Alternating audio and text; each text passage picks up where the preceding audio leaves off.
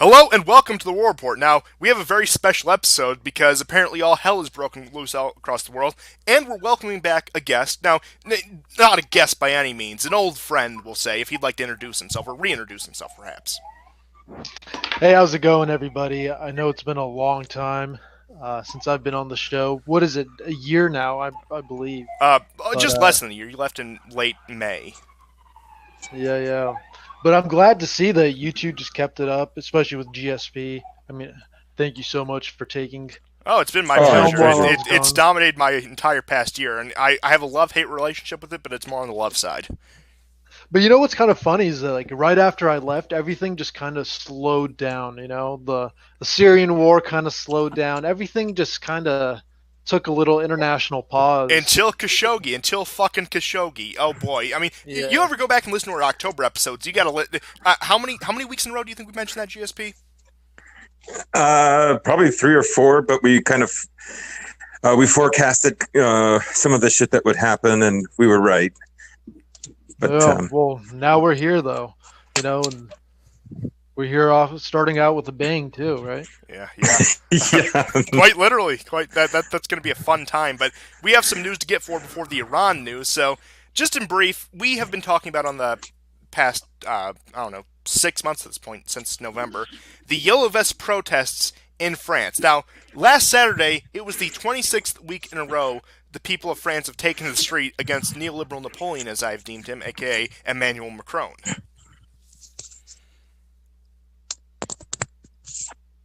yeah. This is a serious protest. It's got a lot of steam. It won't go on forever, I don't think, but What week it's is this? 26. 26. That's just 26. amazing. And you know what's funny is the other day Trump was, he was saying that Iran has protests every Friday, but if you look at Paris, every Saturday it's And absolute Sunday. mayhem. Yeah. There's nothing like it. It looks like when you look at the pictures, it looks like the old Arab Spring pictures they used to put up all over the media back in 2010, 2011. You remember those pictures? Oh, look at these I feminist do. riots in Tunisia. They're going to give women rights. that kind of tripe that they pulled out week after week. Oh boy, that takes me back. I was only like 12 at the time. I remember that. Yeah, but also like just the sheer number of people that were coming out in those protests though, like the Egyptian one, I believe the plaza in Cairo held like the most amount of people in world history. But my point being is like the sheer number of people who've been coming out for the yellow vests is absolutely stunning. And that's the whole reason why it's not getting the coverage.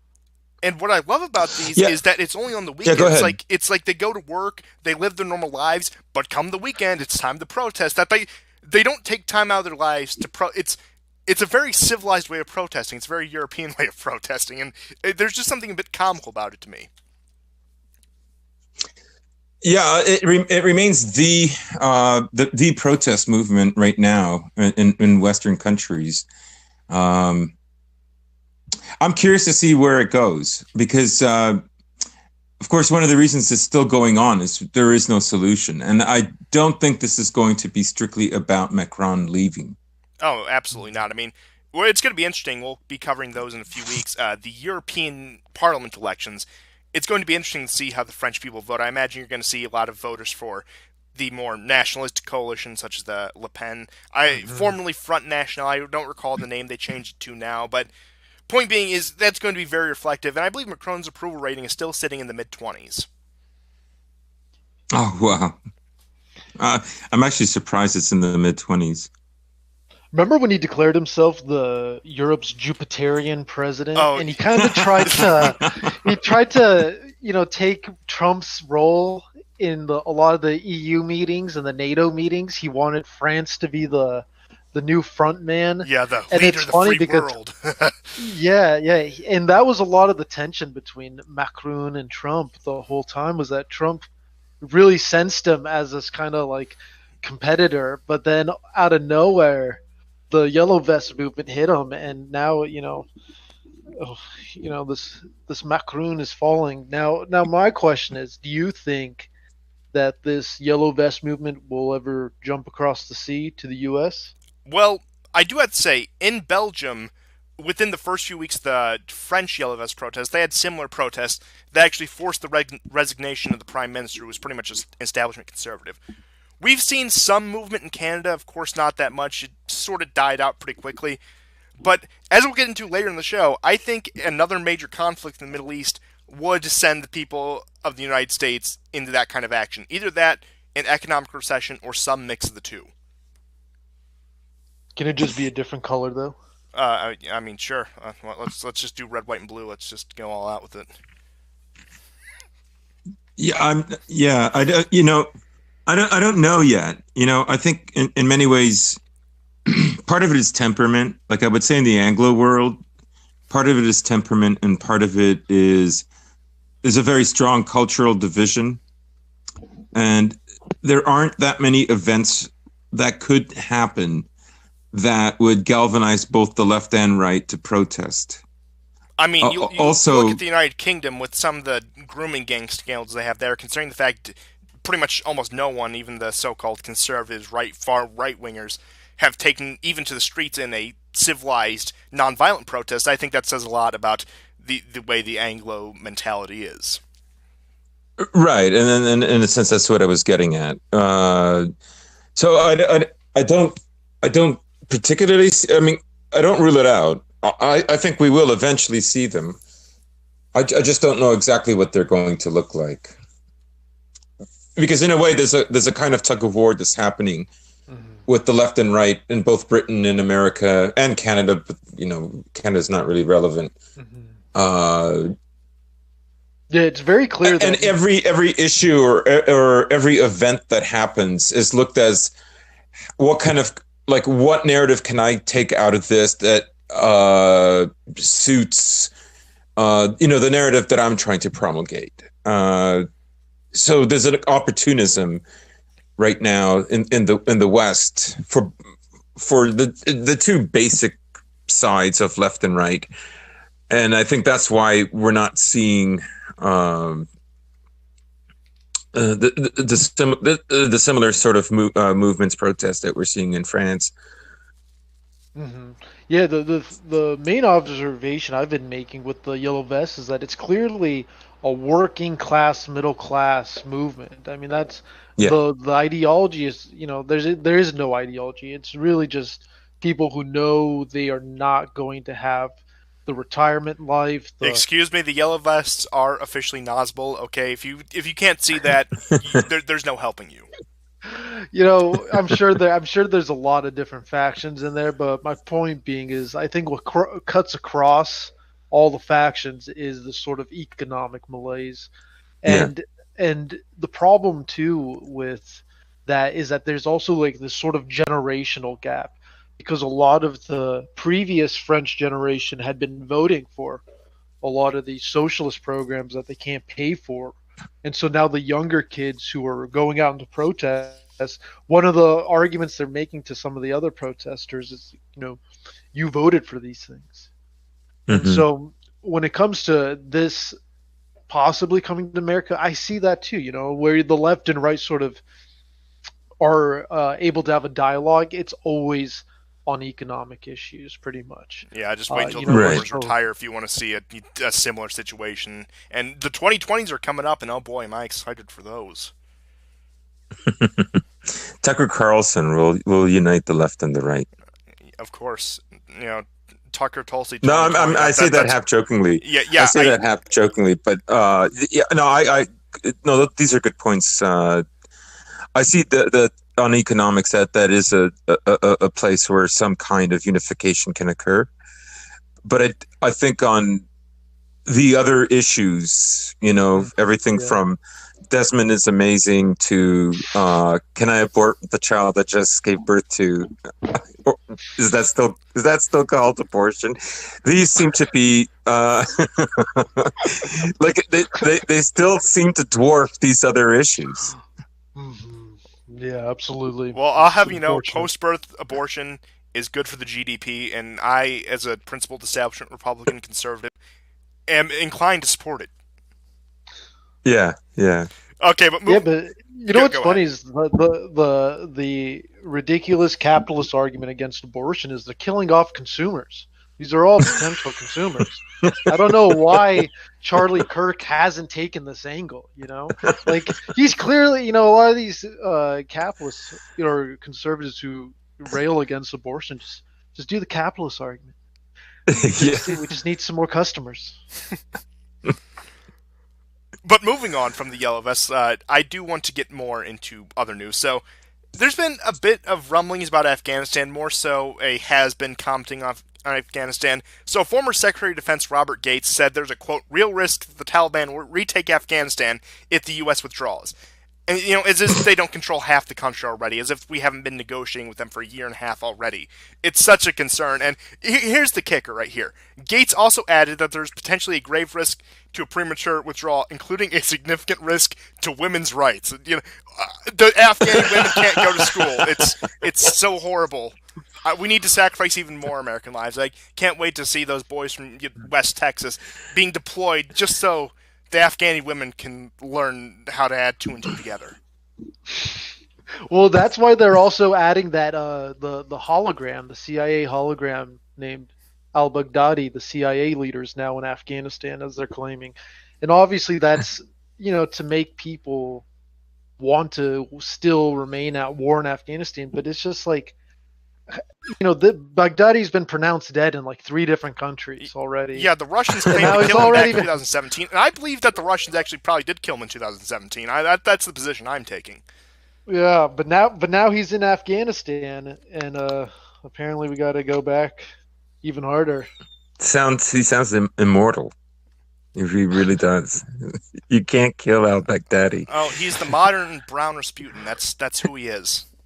It's kind of interesting, right? Like, they can't, like, what are they doing in the Pentagon that they cannot come up with a better narrative than, wait, al-Baghdadi is still alive. We have to stay.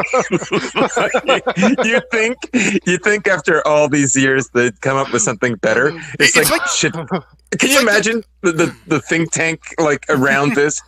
I got nothing. Want to stick with al-Baghdadi? Yeah, let's just do the al-Baghdadi. It's just the Mole Man story all over again. Just hide and seek with Osama bin Laden, except this time, he's impervious to rockets. It's just like it's hide and seek. It's like those superhero cartoons from like the 80s where they kill the villain every week, and every week he comes back. Yeah. Team Rocket, right? Of course. But I just had to throw that in just as a little tidbit. But let's move into a little bit of news about Libya. We're not getting out of Afghanistan anytime soon. Yeah, like I said, even if we officially withdraw, the country will still be crawling with U.S. mercenaries. I've been over this about 1 million times. So, pulling up our Libya map right there for our audience and YouTube gentlemen. So, we will just read a little bit of a report off Libya. So, the Libyan National Army, LNA, continues to develop its military operations in the south area of Tripoli amid intense fightings with forces loyal to the Government of National Accord, GNA. The most intense fighting is still going on near the Ain Zara area and, of course, the Tripoli International Airport. Now, it's been about, 4, 5, 6 weeks at this point where they've been just fighting over control of the airport, not even pushing into the city of Tripoli. I mean, when was it that I believe U.S. troops withdrew from Tripoli, surprisingly enough, back in mid-March? We were discussing that, but the conflict in Libya is really grinding to a standstill. As we were discussing, with Haftar, who seems like he's going to be the clear winner, the man is in poor health, he's old. Are they just trying to wait him out until he dies? So I'm trying to figure out what's going on here, because it seems like neither side is really making a move in Libya, and we were discussing this actually, I believe it was, I don't think we touched on it too much last week, but 2 weeks ago, that it's pretty much just grinding to a standstill, and we could get into how convoluted it is. For example, the fact that France, Russia, and Egypt are all supporting one side while the Saudis and Qataris are supporting it.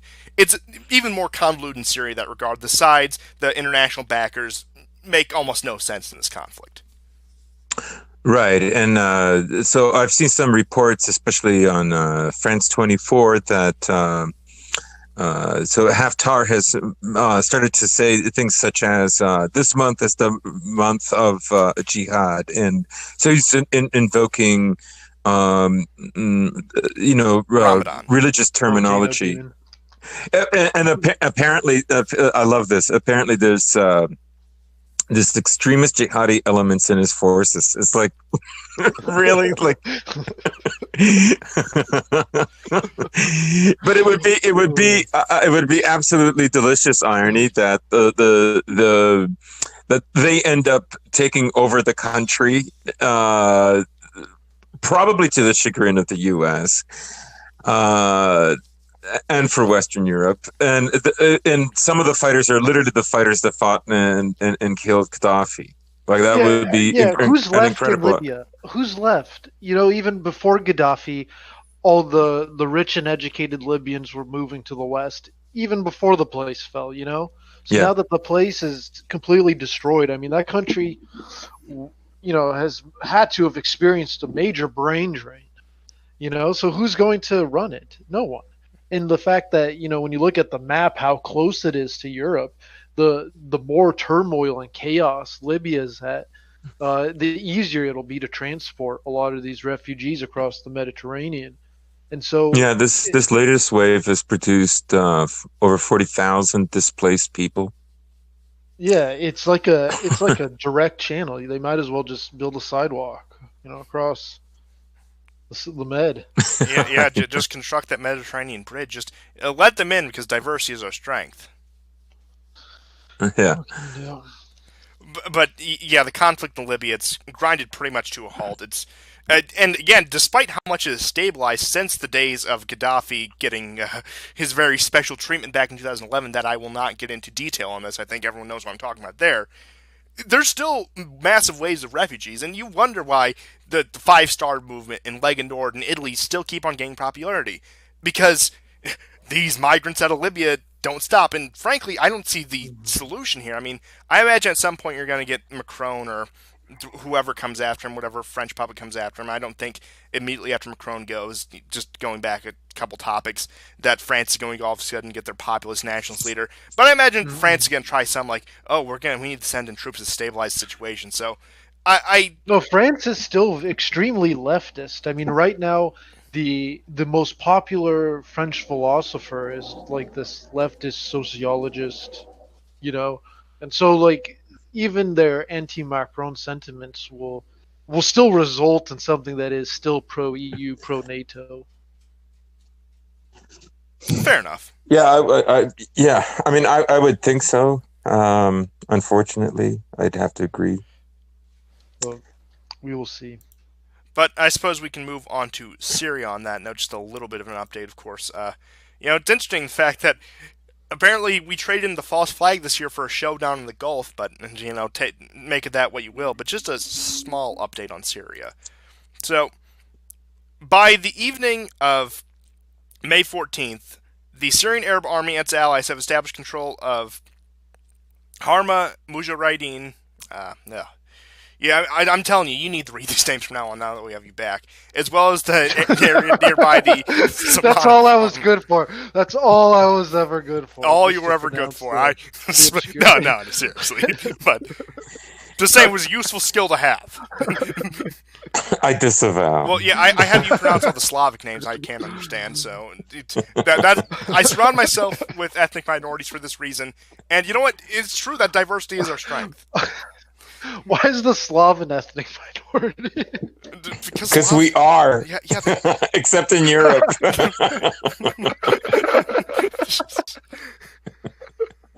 Oh my gosh. Okay, but from the top. By the evening of May 14th, the Syrian Arab Army, SAA, and its allies established control over Harma Mujahideen, as well as the Samana farmland and the Sharia agricultural airstrip. At the same time, militants repelled the SAA attack on the village of Huayz. Clashes were also reported near Jabal Zari. So, pretty much the Syrian army is continuing its offensive. It has faced setbacks, but we've been going over Idlib and Hama and the offensives on that, and how pretty much it's a power dance between the Russians and the Turks at this point, and it's pretty much contingent on what Erdogan and Putin are going to do. Right, and I think there's also been signs of capitulation. Saw some articles this week and on the weekend that various relief agencies associated with the UN are evacuating out of Idlib. Tragic as that might sound, basically it means The white that helmets are leaving.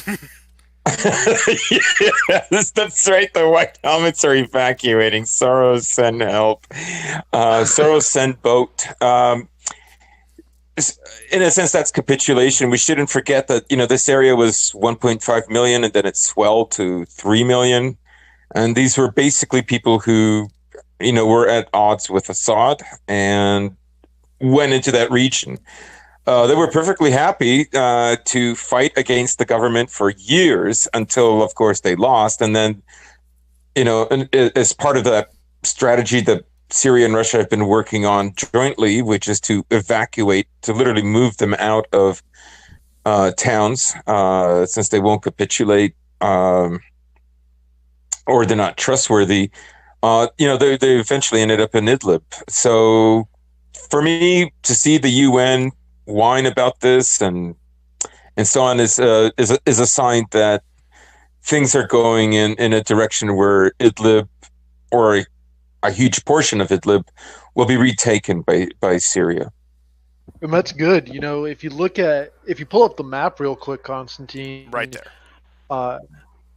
The reason why Idlib is so important is because it's so close to the coast, and the whole goal, the reason why the U.S. coalition and Al Qaeda want to maintain Idlib and expand from there is because if they can take the coast, they can cut off Syria and hence Russia from the Mediterranean, because that's where the Russian port is, Latakia. That's right, and also Iran uses that port too. But I love the American area, that other green spot on the opposite side of Syria. Yeah, pull that back. Right on the Jordanian border, right there. Mm-hmm. No, it's with the Iraqi border. Oh yeah, but, that one. I mean, now that is okay. So what the U.S. has been basically doing there is stopping movement and stopping also supplies that Syria needs. Of course, Syria is yet another country under U.S. sanctions, and this is also helping to create a crisis, and also because it involves at least one or two refugee camps. I don't. My guess is once Idlib is retaken, that area will the U.S. will either leave it or. I don't know, or Putin will have to construct another highway, because essentially, America is wiping out ISIS in Kurdish areas for obvious reasons, but ISIS can go into that area and they won't be harmed.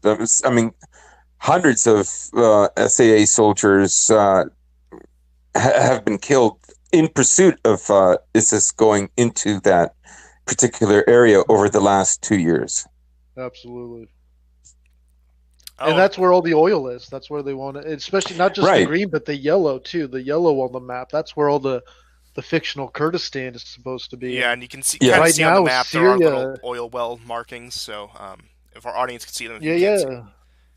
And the oil business has been in the news, and something that's been overlooked is Syria's oil crisis, because now Yeah. that the U.S. has been occupying the oil-rich areas, the mainland of Syria has been experiencing an oil crisis where, gas was just extremely expensive. People couldn't, travel to work or what have you, and in the midst of all this U.S.-Iran, sort of hysteria, what kind of got slid under the news was that Iran was actually able to secretly transport oil to Syria. Yeah. And that just Yeah, we one, actually it just covered shows. that. Oh yeah, that's beautiful. And we also But it covered just that goes to- Russia is shipping oil from Crimea to Latakia. Yeah, and what this goes to show is that even when the U.S. occupies the whole region, they're still able to skirt around them, And Mhm. so it's not. I mean, that would be the number one indication for why war's not going to happen. Because if they're able to transport huge oil tankers unharmed to the other side where Syria is, it's not going to be easy. I mean, Yeah. yeah, as I was saying off air, this is some late stage Empire stuff where we have the most powerful military in the world. We have all this equipment and technology, yet we can't even use it properly and can't even exert our will nearly to the degree we could have even 5 years ago.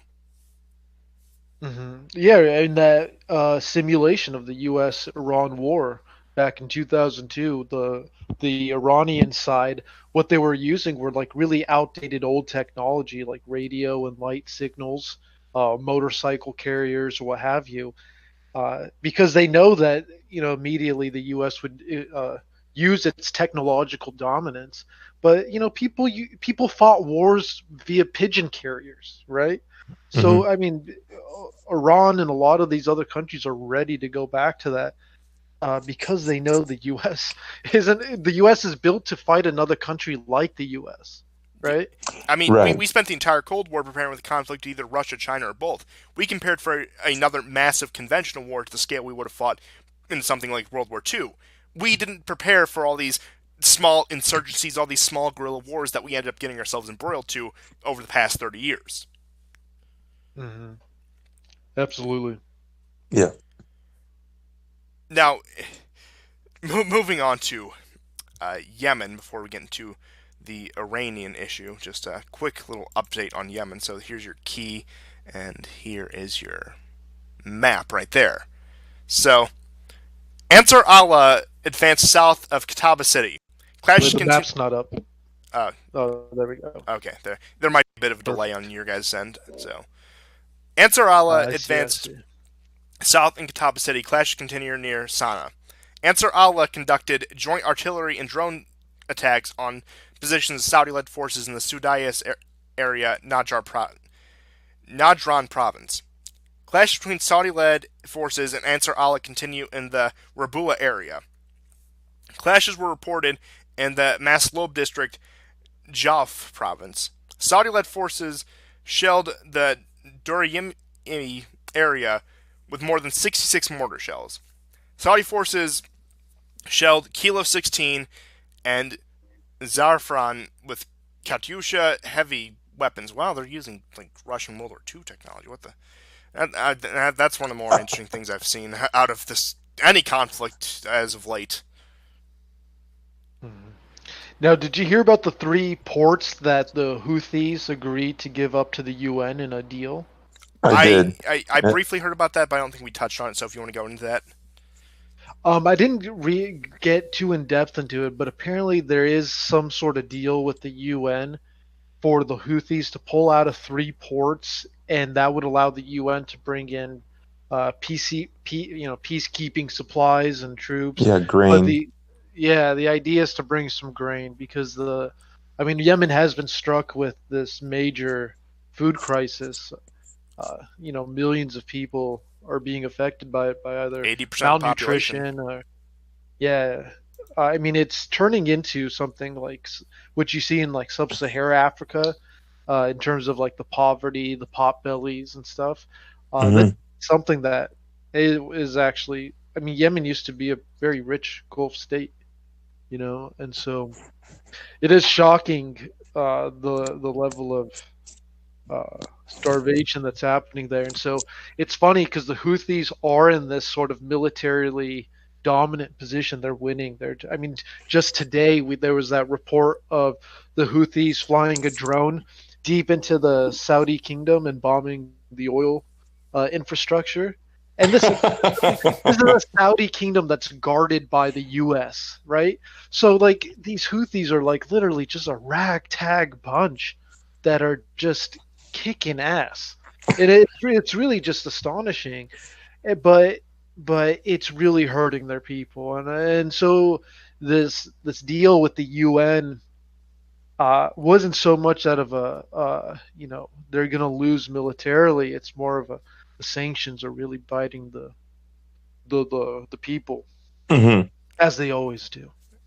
I mean, many such cases, and as we were saying last summer, there would come a point of, for whatever reason, the Western public would grow weary of the war in Yemen, especially as media reports came out. And that was going back to our favorite subject on the show, the Khashoggi issue. Now, that has since died down, the Khashoggi issue and the outrage about Yemen, but you've had, again, in the Senate, progressively more and more every time the Senate tries to overturn Trump's veto, Trump's support for the war in Yemen, more and more every time, more people vote for it. And we're eventually, at least in my prediction, maybe I'm being a bit too optimistic here, we're going to get to the 2/3 where Trump will have no choice but to end support for the Saudi war. Yeah, but he won't. He won't. Saudi's just a cash cow right now. Well, yeah. I mean, they better start pulling some strings in buy. the Senate then. I mean, because, again, I know that the warmongering establishment does as it pleases, but it's going to be a bit more difficult to get past a Senate veto than it is just Trump voting it down, which not like he did before. But point being is they better call in some favor in the Senate if they want to keep this war going. Right, and we shouldn't underestimate that if the war does become that unpopular with the Senate, I think there's a very good chance that will, I think, indicate to the media that essentially you can bullhorn this, that you can make this very public, and we are a year away from the election, so it's not going to be a wise move for Trump. He's a shoo-in at the moment because at the moment there's no one who can really challenge him. But on paper, he's achieved virtually nothing. I mean, absolutely virtually nothing. I sold out my base, and all I got was a town named after me in some desert. Yeah, I mean, I think it's fair to say that prison reform. Oh. 20 Black unemployment, the GDP. We're really winning, Isn't that guys. what you voted for in 2016? Free them all. Free them all. But he that's all you need to do is to have somebody that emerges that could be seen as an alternative to Trump, because, like I say, there's no one right now yet that can challenge him. But an unpopular war or two unpopular wars can make somebody that was only mildly attractive in 2019 seem much more attractive in 2020. So him going at loggerheads with the Senate, I think, would be a very bad move. Now, I think that's a perfect segue into the big news of the week. Now, I do want to give a bit of an introduction before handing the reins over to you, but Iran. So, we've covered this over the past few weeks. Tensions have been rising in the Gulf, but in my opinion, before I let you take the reins on this for the nitty-gritty details, this is the culmination of the entire U.S. post-9/11 foreign policy coming to a head, whether a war starts tomorrow, in 3 years, or not at all. Point being is, everything we've done since 2001 has been leading up to this moment that is happening as we speak.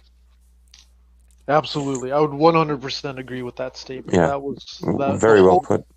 The whole reason why, we'll never leave Afghanistan or Iraq is because the U.S. has to occupy both sides of Iran to contain it.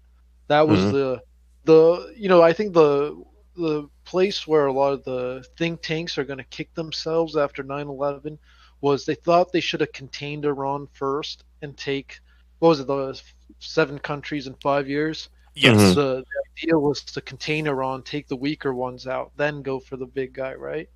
It was sort of this, it's a strategy I think they're going to end up kicking themselves for. Yeah, we actually discussed this back in September. We actually did a retrospective on the 90s foreign policies of Bush Sr. and Clinton, which we plan on doing a follow-up for Bush Jr. and Obama if you're interested in joining us for that. But we said that if they had any foresight at all, they would have tied 9/11 to the Iranians like they're trying to do now and would have struck them in 2001. They would have gone for that, taken out the top dog, and then, of course, I mean, at that point, especially with the way the Russians were, Syria would have crumbled. Saddam Hussein, at that point, he was pretty much demilitarized, not a threat. Could have easily taken he would have been out. America's second greatest ally. Oh, yeah. I mean, if we could have said Saddam, hey, old times, I know we hate each other now, but we both really hate Iran, so we could have really twisted something in the early 2000s right after 9/11 if we tried to tie it to the Iranians. Now, of Of course, that would have been disastrous overall, but from their perspective, it would have been the wise thing to do. Yeah. But yeah, so the way we got here in just a more recent historical point of view is last month Trump basically raised this waiver that was placed on all other countries. There was a sanction that it was a waived sanction that would have sanctioned these countries otherwise for purchasing oil from Iran.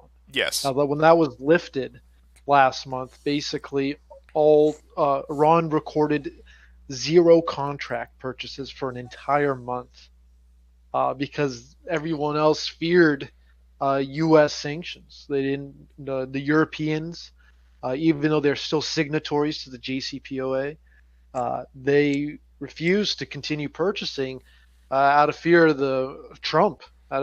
Trump has effectively scared EU and NATO, and just pulling it back around to the yellow vest. I mean, the yellow vest has been a blessing for Trump, in the sense that it's allowed him to take this sort of dominant position over NATO and EU because they have not been on his side throughout this whole Iran deal mess. Yeah, so and that's actually go interesting. Going back, we when we first discussed, I believe it was 2 weeks ago, it very heavily referenced the video by Black Pigeon Speaks, which again I tweeted that out today. It's a very good watch, very good understanding on the situation. Now, of course, some of the information is a little bit outdated considering the fact it's been about 2 weeks, but he pretty much said that it's going to come to a head now. I know currently it stands, but I imagine it a bit further down the road, where you have the U.S., you have Trump, who has flaunted things like NATO and a lot of these post-war systems that put the U.S. on top. We flaunted that, saying, oh, you need to pay your fair share. Yet we're still acting as if we are their guarantors, their protectors, as we somewhat scale that back. Now, like I said, not entirely the case, but as time goes on, that will become more and more of an issue. Right, and it also sounds like, the empire is short of a few bucks. Of course, I'm still the emperor, but you guys are going to have to pay more so I can protect you. You know what? I changed my mind. I'm naming this episode Late Stage Empire. I mean, that's the only way I can do it. But it's also interesting to watch the Chinese response. China was saying outright they were going to flaunt these sanctions. They didn't care. But as you were saying, zero recorded oil sales. Now, what China will do in the coming months, who knows? Well, there's also China is reaching out to the EU and to Russia and China to use Instex, which is like an alternative money system, which I'm pretty sure that they're going to employ. The other thing that Rouhani said, I think yesterday, so that would have been Monday, that it's not very subtle. You get the picture right away. He said, due to America's involvement in Afghanistan, we have had to take care of 3 million Afghani refugees for years now. And these sanctions are choking us. And we will no longer be able to take care of them. In 56 days, and he's, of course, alluding also to the point where they will begin enriching uranium again, we will have to consider housing the Afghani refugees. At this point, culturally, where things are in the West, Iran should let them. Yeah, I mean, Iran should let the refugees and guide them into Western Europe. As I said, they should. As I said, you want to make people like Orban and Salvini look like moderates, let in another wave of refugees.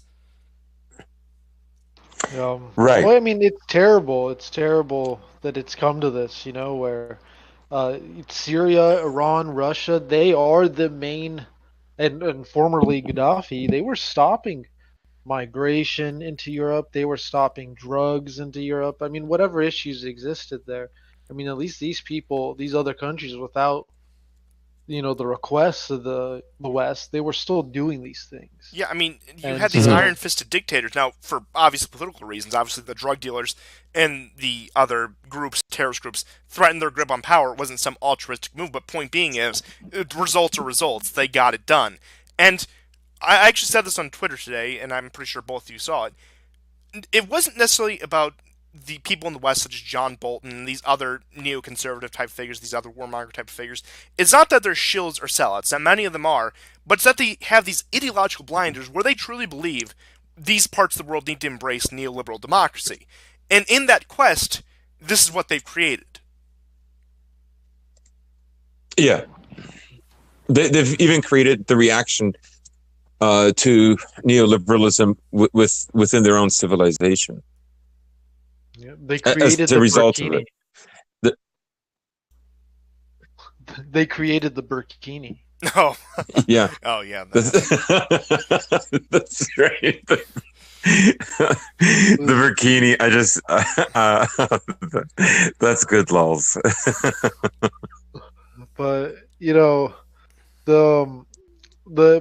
going back to how we got here too is, so Iran couldn't purchase any oil, so they threatened to close the Strait of Hormuz. They always said that if they can't sell oil, no one else can sell oil, and so that's where the last 3 days, the last 4 days become really important, because in the UAE there was an accusation that Iran had sabotaged 4 of these tankers, 2 of them belonging to Saudi, 1 belonging to Norway, and 1 belonging to someone else. I forget who. I think it was actually a UAE vessel too. I think that's what it ended Okay. up. So, surprisingly enough, none of the oil was damaged at all. Just 2 of the vessels.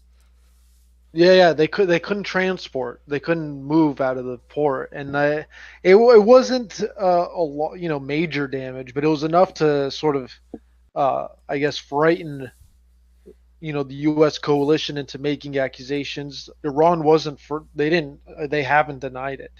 They were actually the first ones to report it.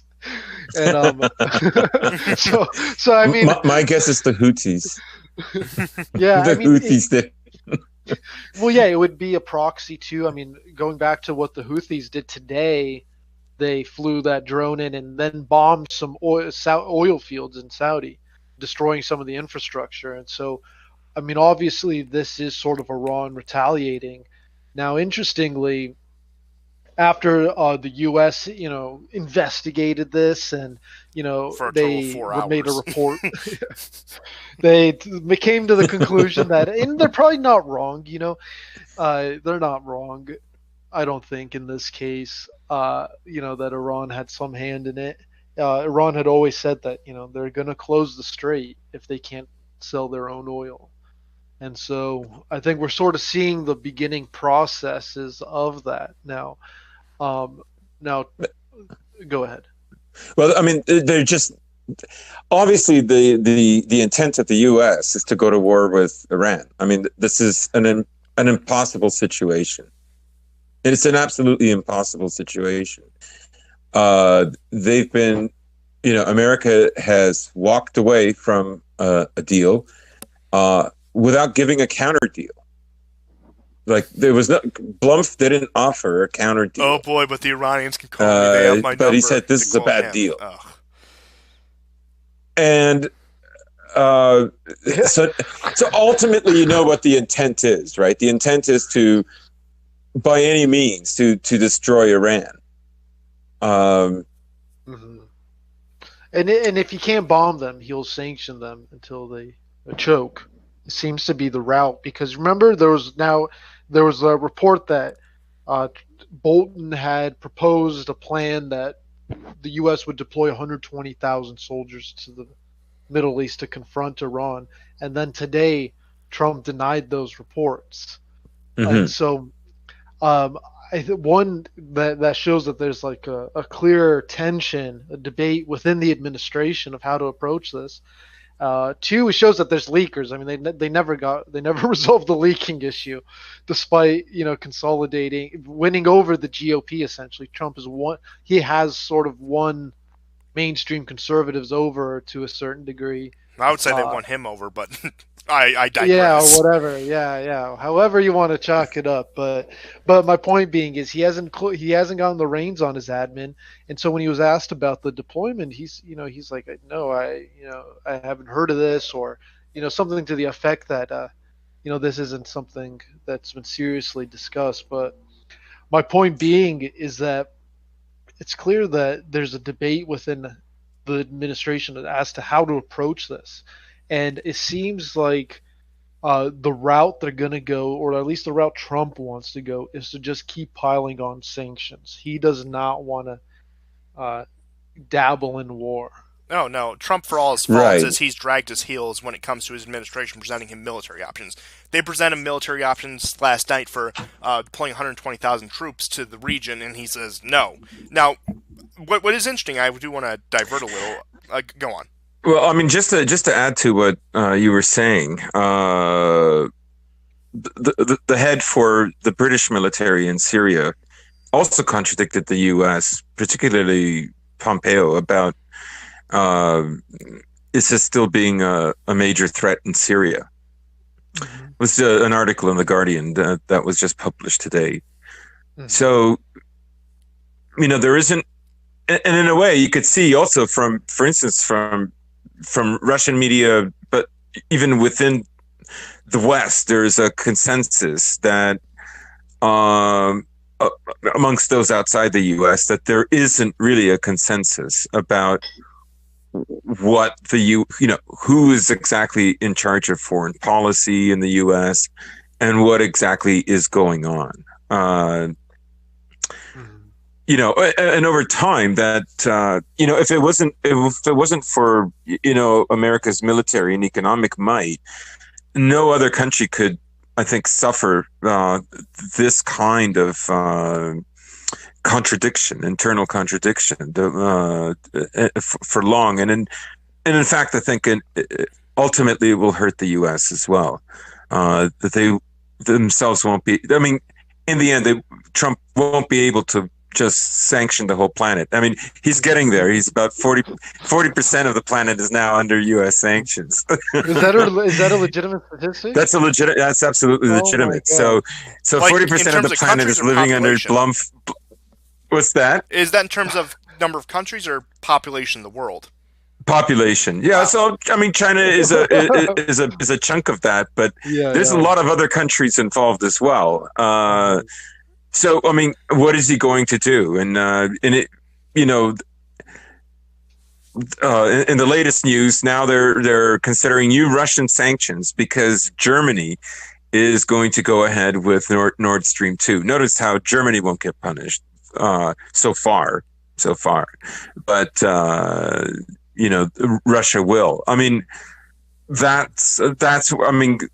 That's the end game. The end game is to destroy Russia and to destroy Iran.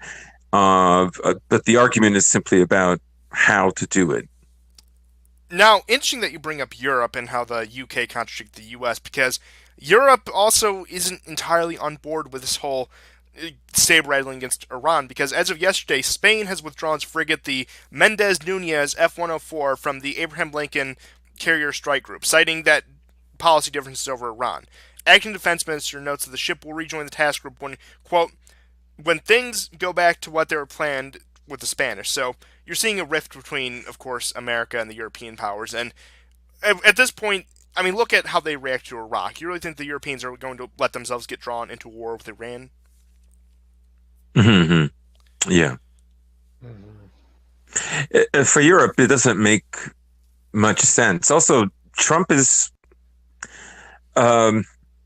he's not really thinking this through very well, because, okay, you're going to stop Iran from shipping oil to anybody, and you want to stop Russia from wait, do you mean America is going to supply all the oil and gas for the world? Well, yeah, America and Saudi Arabia, we can do it, definitely.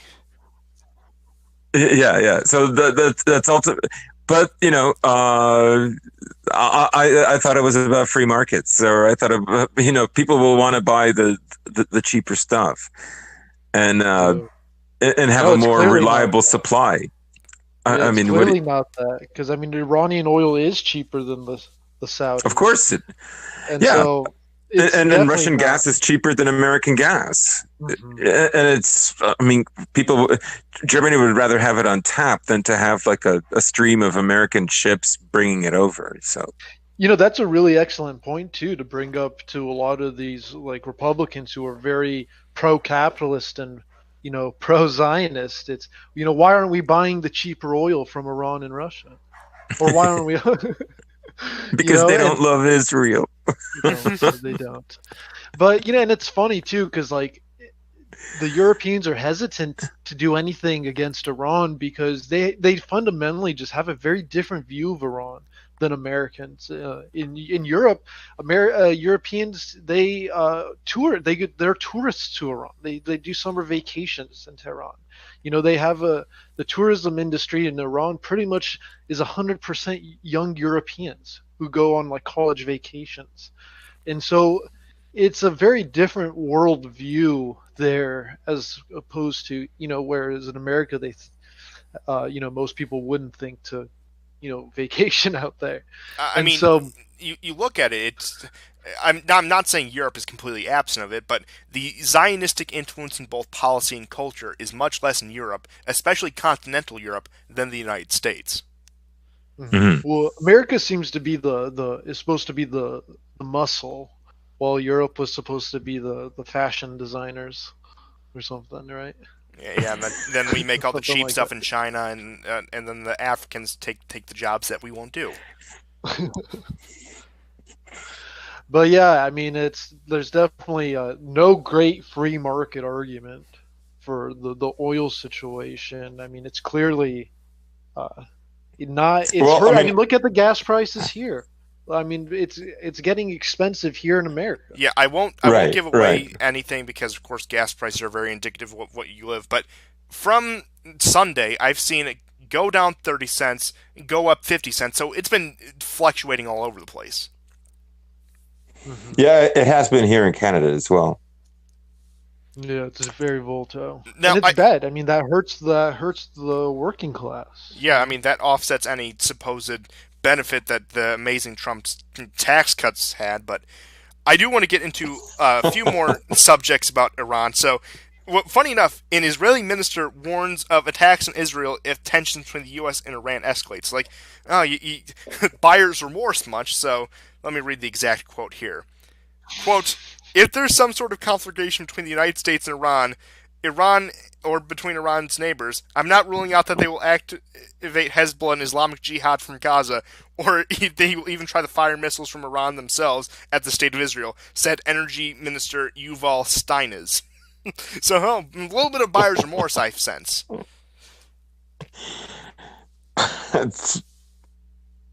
Yeah, and so what? I mean, I just don't care anymore. Yeah, I mean, there's just so much messianic stuff coming out of the Israeli camp right now that it's just kind of like, it's just old, It's like going back to the whole mole man enemy of like Baghdadi and Bin Laden. It's like these stories have been told. We've seen these characters. We see how this play out. I think just like, besides just like war, I think people are just bored with the storylines they're coming out with. The gassing stories in Syria didn't work. They didn't catch on as they wanted. Yeah, they didn't even try the nuclear stuff, the nuclear bomb stuff, that's not catching on. Like a lot of these narratives, are just really 90s, early 2000s stuff that just is just not catching on, and I don't know that they can come up with something else. Well, don't you know that Iran oppresses the gay community, and that's why we have to take action? I mean, that's Trump's line from back in February, but... Well, yeah, Trump is so woke on the gay... on the... I know, he is very woke on the GQ. But look at this, like, it looks so contrived to the rest of the world. I mean, the protests that Trump was alluding to that happened in Iran, like last Friday, it was a protest by women for hijab. And so, like, the rest of the world can see that Iran's under threat of war. It's under sanctions. And, these people protesting about, like, their fashion expressions is just totally just not real. It's plastic, Right. It also reminds you of, the situation in Hungary, just to a certain degree. Of course, it's very different situations, but, Orban is wildly popular. He has an approval rating of over 70%. He keeps getting reelected, and then there's a protest because of the new slave laws, and of course It's filled with Austrians and French people. They're like, I've literally heard people who've been at the protests who are in Hungary say that these dudes are speaking in German. They're not even Hungarian, right? So part of it is optics, and the Persian thoughts, of course, look at situations like this like, if you just let us get rid of the hijab, America will stop trying to destroy us. And I do have to say, I had to say it on that note, for those of you excited for war with Iran because you think you're going to get your Persian war bride, I have some bad news for you. Because of Trump's new policy, they're all going to be lesbians by the time you get there, so it's not going to be a fun time. You might get a Kurd, but at that point you might as well take the man. Yeah.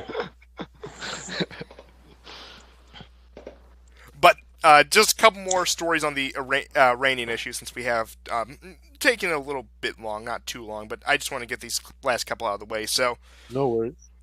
Iranian Supreme Leader Ayatollah Ali Khamenei said Tuesday that his country will not go to war with the United States despite increased tensions. Quote, "There won't be any war. The Iranian nation has chosen the path of resistance," end quote, he said, according to Reuters. Now, he also said, however, he would not work with the U.S. on a nuclear agreement. Now, who could have seen that one coming? I'm sure he has a lot of confidence in the U.S. despite the actions about the past year or so. I can understand why. I couldn't possibly fathom why he wouldn't want to sit down with Trump and work out a new deal. He just must be an irrational Islamic terrorist. I'm sorry. But beyond that, the Iranians seem pretty confident, or whether it's just word games that. I've been pretty much saying this too. The U.S. is not in a position to go to war.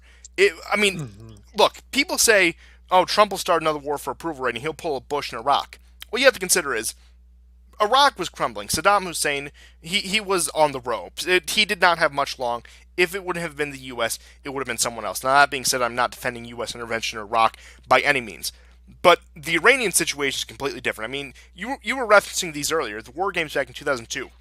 It was estimated that on day one there would be 20,000 U.S. casualties. To put that in perspective, throughout the total of the Vietnam War, for about the, I believe, 10 years we were there, we lost 60,000 people. So we would lose a third of what we lost in Vietnam in day one, according to 2002 figures, and the Iranians have only bolstered themselves since, and the Americans have only stretched themselves thinner since, so it would not be a pretty conflict. And like I said, that would be the one thing that could probably send America into not necessarily a revolt, but a lot of social unrest, and also considering the fact that a war, especially in that region of the world, especially with the gas prices, would likely lead to an economic downturn, a major recession like one we haven't seen over the past decade. So we would have that if there was war with Iran. So people saying that, I think they're not looking at the situation correctly. I don't think they're looking at all the facts. Now, that being said, if I had to make a prediction, war with Iran is likely coming, but I put it in between. It'll be either at the end of Trump's term, whether they force him to,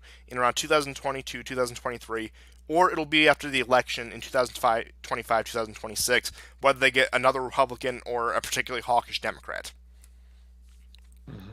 Well, right now, today, the Ayatollah was saying that there's not going to be a war with the U.S., Yeah, that's nor what I was will just there going be over. any negotiations. And Iran's kind of in a position where they have to just kind of wait out Trump. I think the problem Trump is intuitively seeing by going hawkish on Iran is that he's giving the Democrats basically something very easy to attack him on. Yeah, well, Trump scrapped a perfectly good Iran deal. He could just Obama's legacy. Yeah, it's like straight out. It's wonderful media for them. They could really run with that. And and they're already going to run with that. So the moment Trump starts a new war, he would be attacked relentlessly. Going into 2020 elections with an energized anti-war, the anti-war left from to the Bush era will suddenly be revitalized. Yeah, Tulsi 2020, I guess. just to win, just like how the Republicans always near the elections they take more like populist and nationalist stances. I think you will see something similar with the Democrats. They're gonna pretend to be, the doves or the adults in the room or what have you. Right. I still think the refugee strategy for Iran is literally the best strategy. Like, they're not. let them go. Just let the. I mean, they could let go of a third, and that would still mean 1 million Afghanis Yeah, I will just enter hope. Europe But we don't because want that. That hurts they. so I many mean, people, though. no, because like they have to understand. They have to understand costs. Like, and also like think about it strategically. What is the weak point of the West at the moment? It's internal.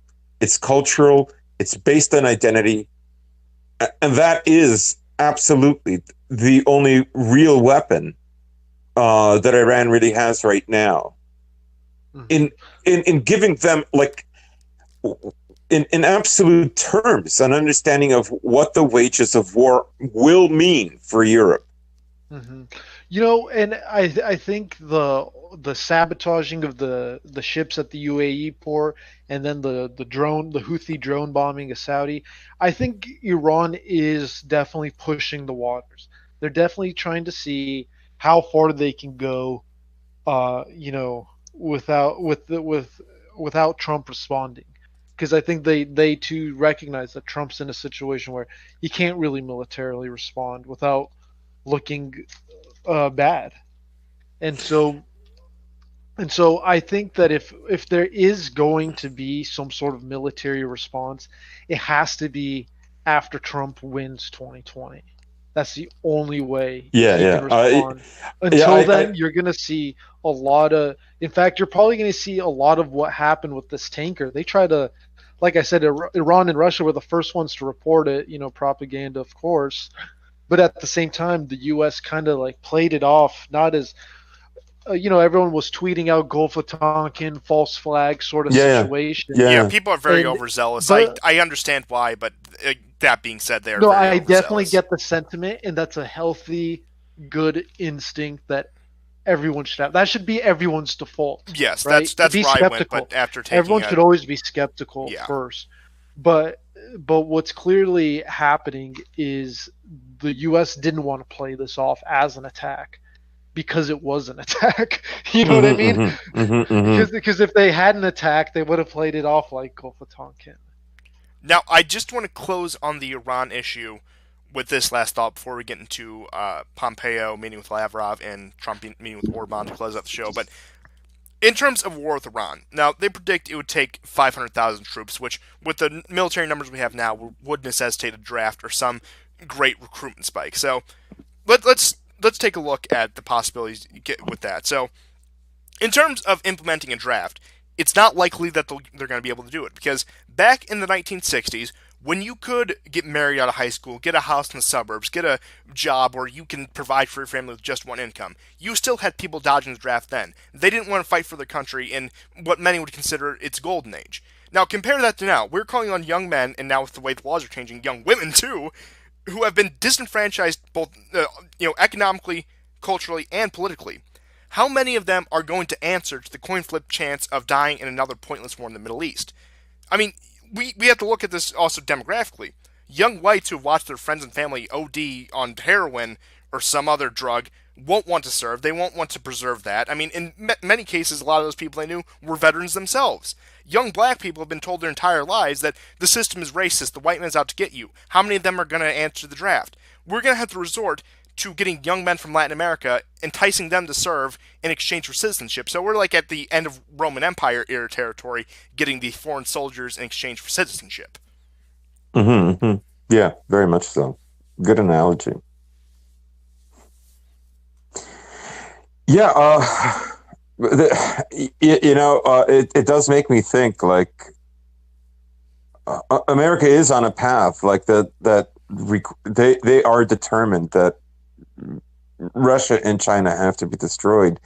And my feeling is that sometime around 2022 to 2025, maybe 2028,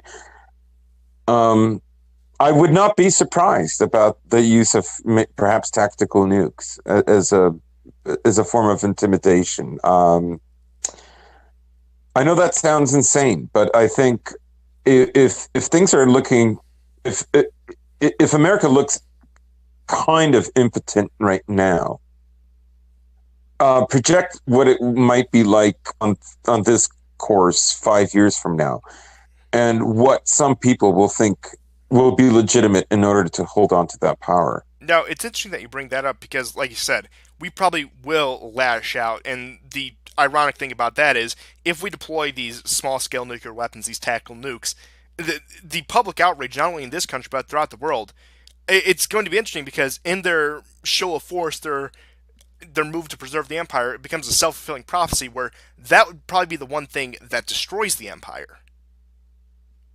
You know what? I don't know.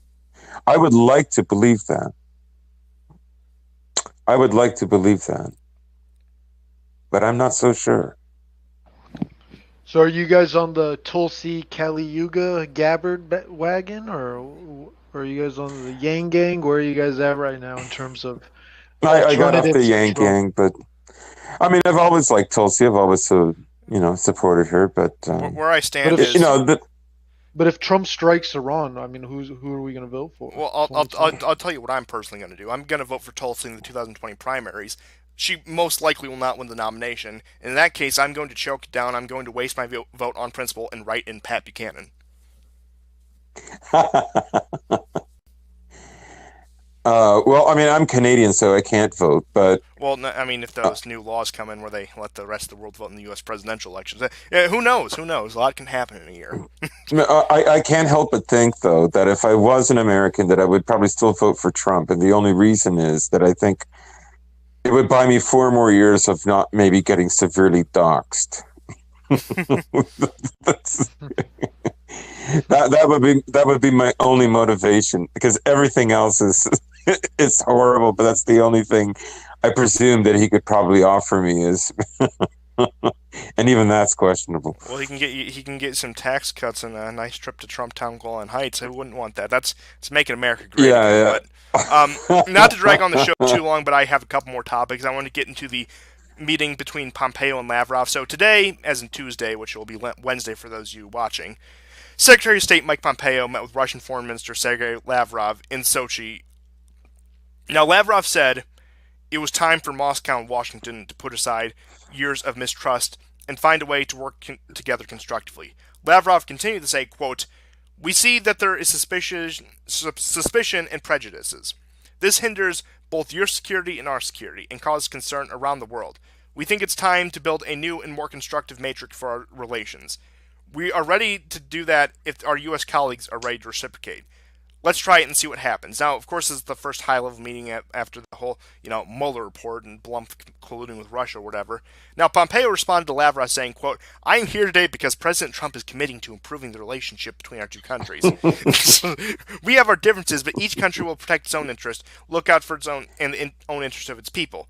But it's not destined that we are adversaries on all issues. And I hope that we can find places where we can have a set of overlapping interests and continue to build on our strong relationships, at least on those particular issues." So, a lot of word salad, a lot of flowery words. Yeah. Now, I do have to say, on the Russian part, time and time again, now, I'm not saying that they're naive or ignorant or are easily trustable. I'm saying they're probably doing it pragmatically. The U.S. will kick on them, they will spit on them, the U.S. will do nothing but treat them like garbage, and the Russians say, okay, fine, let's sit down and talk this out. Let's be civil about this. So, I got to give respect to the Russians, particularly Putin and Lavrov, because these are the main ones who do it, that they don't lash out. They don't give the United States the kind of reaction that it wants. Right. And this has been part of the Russia baiting that has been going on probably, well, for a long time, but in this millennium, probably since Georgia, in a heightened way. If we don't count the CIA funding for the Chechens and so on, but I think part of it is realpolitik for the Russians. I think they know that they can't go toe to toe with America. On the other hand, I think they're prepared for the inevitable. That is, that some kind of a conflict will have to occur within the next 5 to 10 years in order for America to maintain its hegemony. Because the course of things is that it won't be the hegemon. I will say this. And I think if anything, yeah, I agree with you that the U.S. will probably try to take some action. I don't know whether I'd go as far as a conflict or not, but especially with the way the UK has been, I think the UK would probably spark the incident that leads to the U.S. trying to go to war or successfully going to war with Russia. That's my prediction, at least. Especially, of course, Theresa May definitely won't be in there in 10 years. But point being is, with also the trajectory the UK is going on, it wouldn't surprise me if they're the ones who spark this. It's possible, but I think they're a minor player. It will still be America's decision. It won't be Britain's, and America won't be naive. I think. I think America knows where things are going, and I think that's part of the reason why Putin and Lavrov are the way they are. I think they're absolutely realistic about not just the present, but the immediate future as well. I would definitely agree. But I'm glad that at least there's one sane player in this game of nuclear chicken. That's all I can say. Yeah. Now, I do want to close out the show with, I suppose you could say, good news, at least on one end. So, of course, Hungary... Well, I just wanted to say one more thing about the Lavrov thing. But sorry, Pompeo was supposed to meet with Merkel, by the way, and he canceled. Oh, really? Like last minute. Yeah, and he mentioned that he had more urgent business in Iraq, and then he went off something about like, we are not in alliance with all our allies on issues such as Iran and global warming, or the Paris Accord and so on, which was, pretty potent language. Anyhow, I just wanted to mention that. Now, for the, I guess you could say, semi-white pill I'll leave you with is Viktor Orban visited Washington, D.C. I believe he's actually still there. I believe it was a 2-day visit. And it's interesting because Trump, speaking candidly, praised him for his stance on national security, for his stance on nationalism, for his stance on all these things that Trump campaigned on. And it's interesting watching Orban's response, pretty much like, son, like, oh yeah, you're doing that too, Donald. Absolutely not. You're not doing that. In fact, you're actually trying to get me kicked out of office right now. So it was a very uncomfortable meeting, but it was interesting to see Orban sort of had to push Trump into embracing that rhetoric just at least a little bit more. Right. At this point, I think when his kind of comparison is with Orban, or it's optics, basically, right? Part of it, I think, is for his base. He knows. I think he's well aware that his base likes Orban. They like Hungary. They like Poland, and so on. And that's a huge part of it. Trump is going to play the nationalist card here. But yeah, I mean, really, there's nothing going on with any kind of progress on the southern border, and I mean, it's just optics. If anything, the meeting was probably designed to just depress wine ants who were disappointed with the latest Game of Thrones episode. That's what I'm going with. Not a bad analysis, in fact. Very, very insightful. Not where my mind would have went, but of course. But it is interesting to see the two directions this could have gone. Now, pretty much you have one man here who has stood up for nationalism, who stood up for his working class, who has stood up for his national culture and values, and has stood up for family values in both his personal and political life. And then you have Donald Trump, who claims to stand for all those things, but at the end of the day, the only thing he's ever delivered on is GDP, the fact that it's above 3%, which who cares about GDP at this point? Look, I know the economy is important. You can't go into economic collapse, but I don't care about this spiraling economic growth, especially when you have the 1%, the elites seeing it, but I, as the average American, am not really seeing any benefit to the fact that we got another economic victory, or women's unemployment is down, or whatever minority group's unemployment is down. So it was, at the very least, a very interesting dichotomy, a tale of two, I guess, say, quote, nationalists. One who has lived up to his base, who has did what he said he was going to, and one who is a complete and utter failure. At this point, I'm calling Trump a complete and utter failure. Right, right. And, as we mentioned on the last show, divorce is down 22% in Hungary. The birth rate is up. They do have, of course, a crisis in labor. They need more labor, but they're finding their ways of dealing with this that does not include mass migration. And Trump's emphasis on the GDP. I mean, it's just. I mean, I tweeted out something today that wasn't very popular, but apparently the man who started a GoFundMe, to raise money for the wall, the GoFundMe stopped at 22 million, and he bought himself a yacht, and he's really living the life. And I tweeted, "This is literally the most American thing I've ever read." Yeah, who's surprised by this? I am not, for one. It's that whole grifter culture. It's that whole like. Oh my God, what are we gonna do? And like people literally find out a way in America to make a buck off of it. That's what I mean when I say it's the most American thing I've ever read.